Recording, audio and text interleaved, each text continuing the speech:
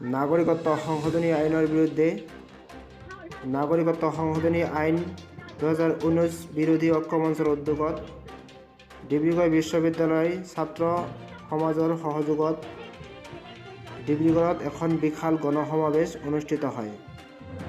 গণসমাৱেশত আদিবাসী ছাত্ৰ সন্থাৰ কেন্দ্ৰীয় সমিতিৰ সম্পাদকে গুৰুত্বপূৰ্ণ ভাষণ প্ৰদান কৰে। মন্দিয়াৰ পৰা ওছমান গনিৰ ৰিপৰ্ট, এনি টাইমছ। বহুতে কৈছে দল সংগঠন খুলিব নাজানো, কিন্তু দুটামান অনুৰোধ কৰোঁ, বিভিন্ন সংগঠনবোৰে যদি বেলেগকৈ দল খোলে তেতিয়া কিন্তু আমাৰ আঞ্চলিকতাবাদে আকৌ মষিমূৰ হৈ যাব।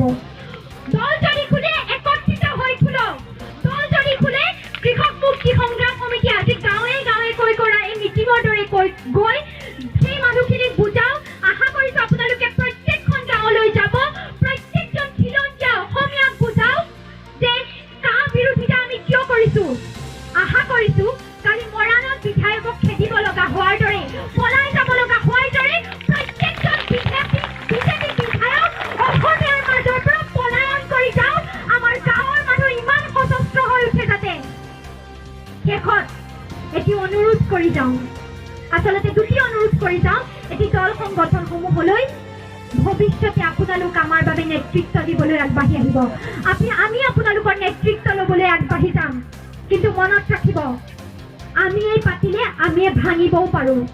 আজি যদি সৰ্বানন্দ সোণোৱালৰ দৰে আপোনালোকে জাতীয়তাবাদৰ জাতি মাতি ভেটিৰ কথা কৈ সেইখন গাদীত বহেগৈ আমাৰ নেতা বুলি আমি স্বীকৃতি দিওঁ, তেন্তে কাইলৈ যদি আপোনালোকে সৰ্বানন্দ সোণোৱালৰ দৰে পাহৰি জাতি মাতি ভেটিৰ কথা বেলেগ কোনোবা সংগঠনৰ বেলেগ কোনোবা দলৰ চাবি দিয়া পুতলা হয়, সেইদৰে সেইদিনা চকী ডিঙি এগৰাকী মাতৃয়ে কুলাংগাৰ বুলি কৈছিল সৰ্বানন্দ সোণোৱালক।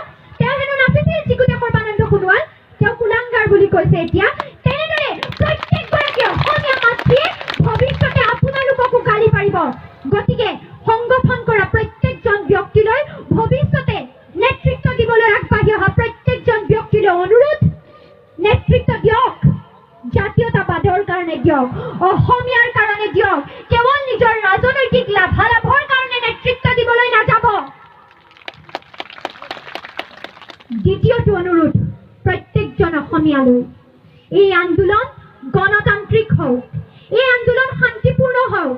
মহাত্মা গান্ধীৰ অহিংস আন্দোলন কৰি আমাক জানো স্বাধীনতা দিয়া নাছিল? দিছিল। আচলতে চৰকাৰে সুবিধা বিচাৰিছে মুহূৰ্তই কাৰোবাক জেললৈ লৈ যাবলৈ, কাৰোবাক শাস্তি প্ৰদান কৰিবলৈ, আৰু আমাৰ মানুহ যিমানেই কমি যাব সিমানেই আমাৰ শক্তিও কমি যাব, নহয় জানো? আজি অখিল গগৈ নাইকিয়া হোৱাৰ বাবে আমাৰ এটি ডাঙৰ শক্তি নাইকিয়া হৈ গৈছে, হোৱা নাই জানো? হৈছে। গতিকে তেনেদৰে আৰু নিয়াৰ লগতে জাপি দিয়া হৈছে বিভিন্ন ধৰণৰ ধাৰা। সেই ধাৰাৰ সেই পাকচক্ৰৰ পৰা ওলাই অহাটো ইমান সহজ নহয়। গতিকে সকলোলৈকে অনুৰোধ, শান্তিপূৰ্ণ আন্দোলন কৰক, ৰাজহুৱা বস্তু নাভাঙিব,